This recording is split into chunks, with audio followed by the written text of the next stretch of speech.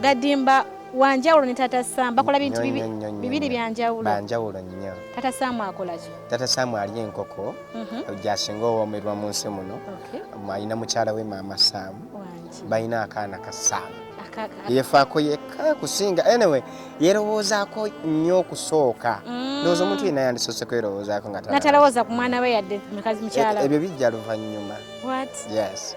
Naye nga kyokwefaako your happiness first. My happiness first.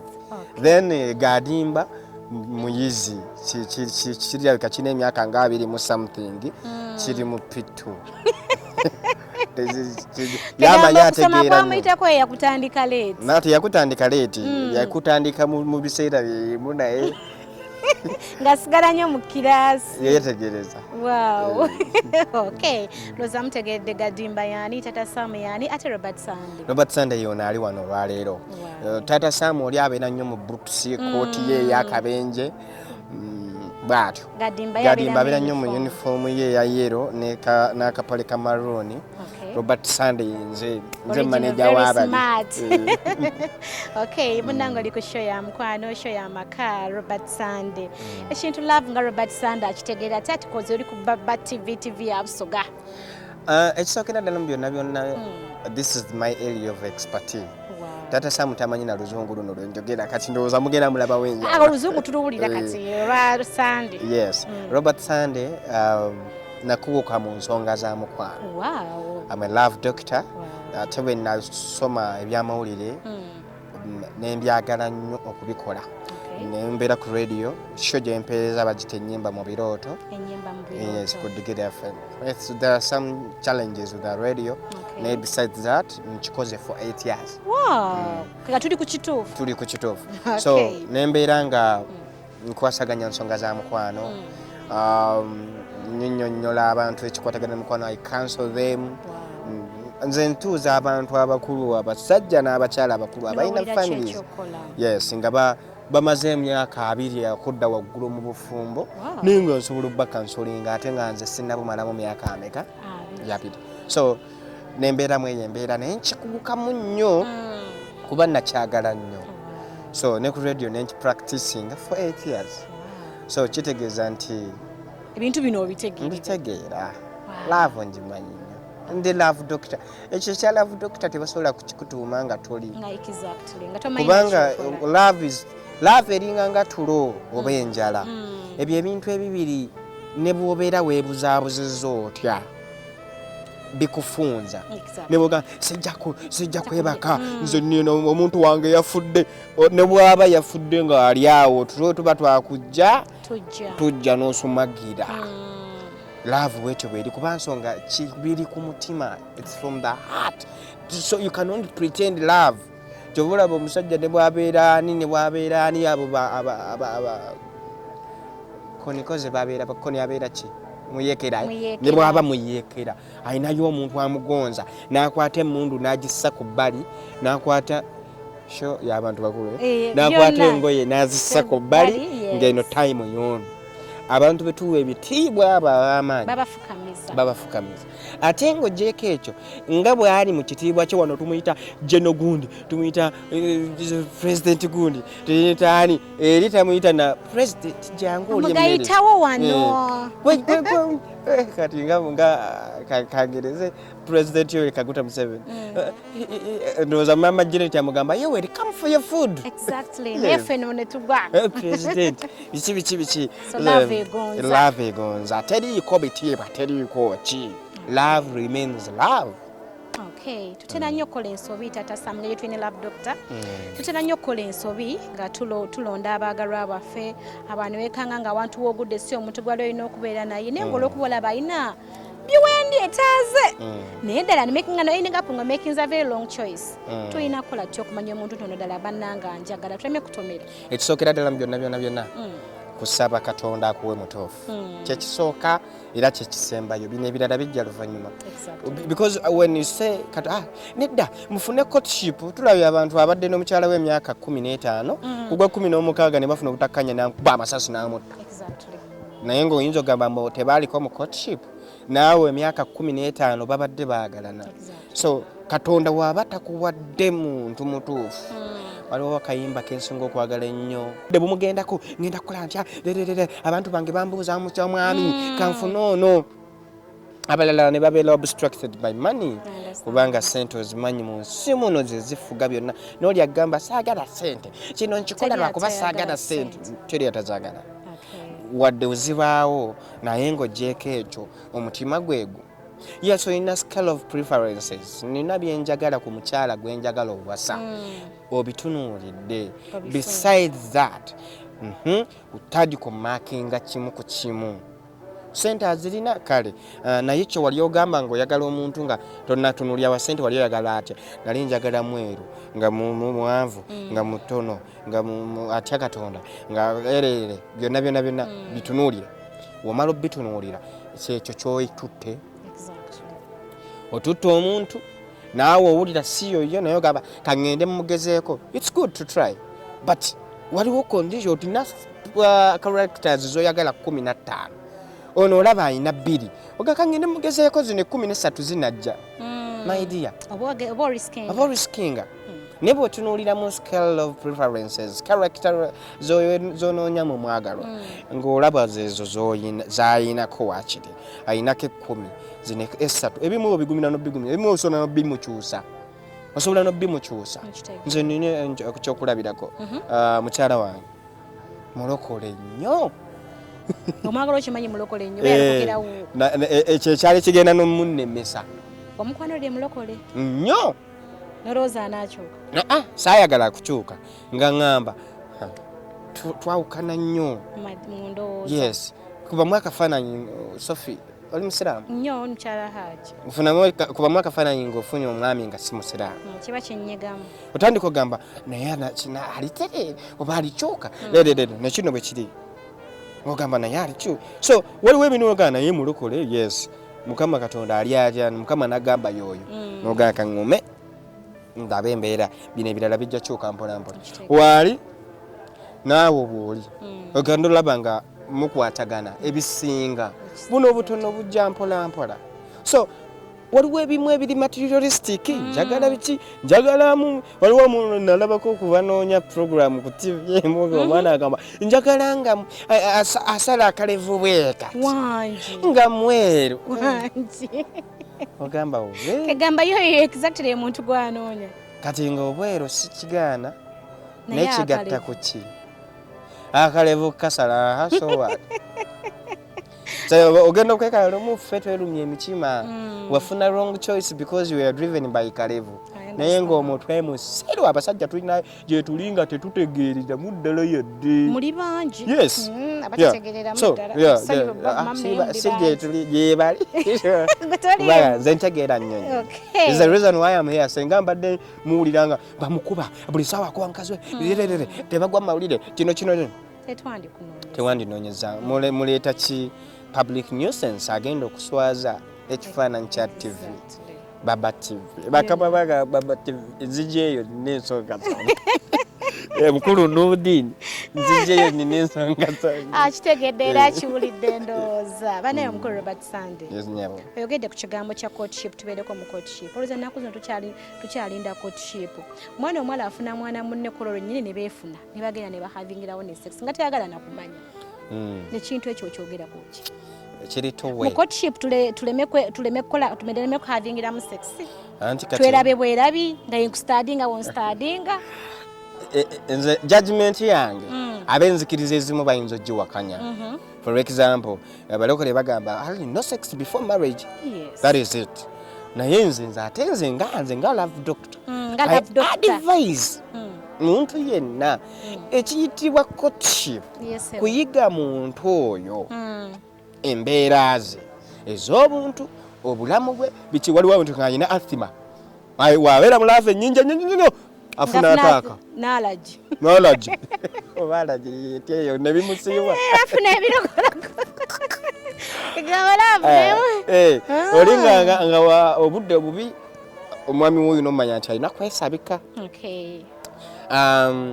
sexually ofuna omuntu nga temugenzeeko mu courtship kale mugenze mu courtship myaka gyammwe 3-4 oba 2 newe guba gumu temugenaako sexually interaction n'omufuna n'omuwasa aliwo akafaananyi ke nalaba ku Facebook oli n'agamba my goodness kubamu akafaananyi ng'oyo bulijjo muwoza no sex before marriage kuba ne muunu nosanganga ekintu kiri musanga nga kyali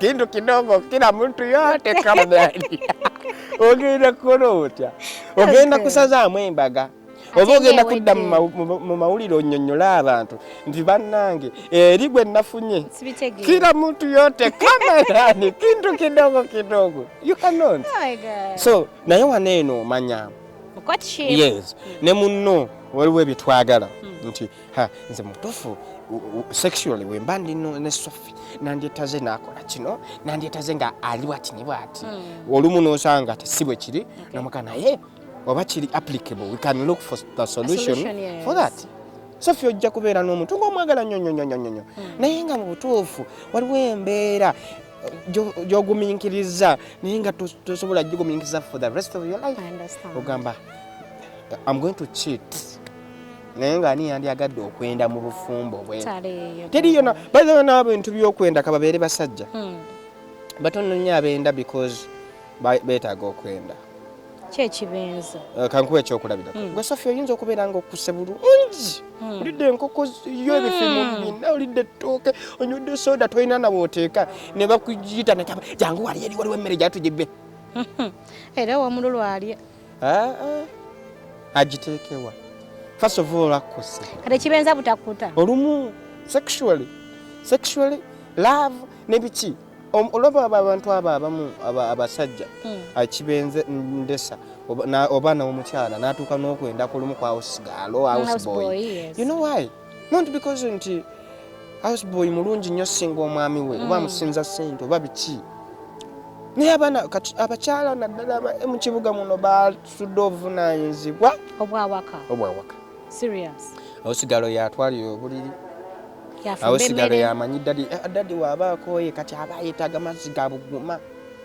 omukyala woolyawo oli ku WhatsApp oli ku internet oli ku YouTube buli ssaawa kuseka essimu zifuuse essimu mutuula wati awaka ne musiriikira essaawa 4 namba nga buli yona kati muyombye it is okay it's life kati awo sigalo tagiina wamanya n'okumanya dadi engeri gyali awo kati teyeetaaga nakulaba bicafucafu kamanyambale n'ayambala akalungi n'ayitawo gwokuva ewazuukuse oli mu kitishaati kino bino ebya kampani oba ebya political parties ebbeere tokyalire gwamanye wakati muleega mabeere nnyo abasinga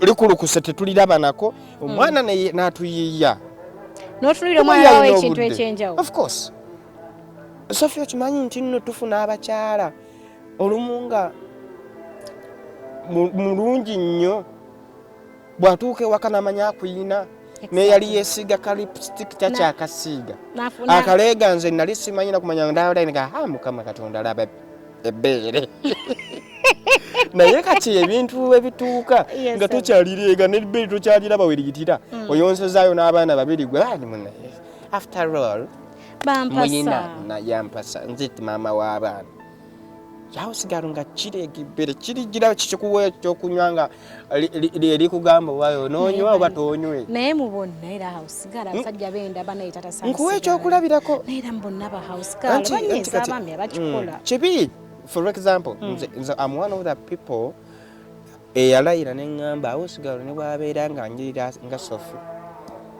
I cannot be tempted ekitegeera naye abasajja abo ayinza okutuuza n'akunnyonnyola ensonga ze akasi abikola eyo ebbali it is okay kituufu naye kati kankuwa ekyokulabyeko n'abasigalo b'ennaku zino gwogamba gw'osindika eri ebbali nga mutuufu abawala nze natuukako ne ŋŋamba naye Katonda takyafulumya abawala babi kuba abaedda bawosigalo walabiranga mu famire foto n'olabamu omubi atayategeerekeka nga yawosigalo naye kati omwana ayambala nagugayebwa mami ako kampe kakuleseewo kambale ne mubigula ng'olaba ate oli we yakambala yalinga nga ddame kati ono yasigala akambadde n'olaba ngikyana kitabuse oba kiva mu kuleeta bawala banyirira waka tebakyali atanyirira ogenda okwekanga waabanga tanyirira face ng'ayina waka wansi awo sitting apparatus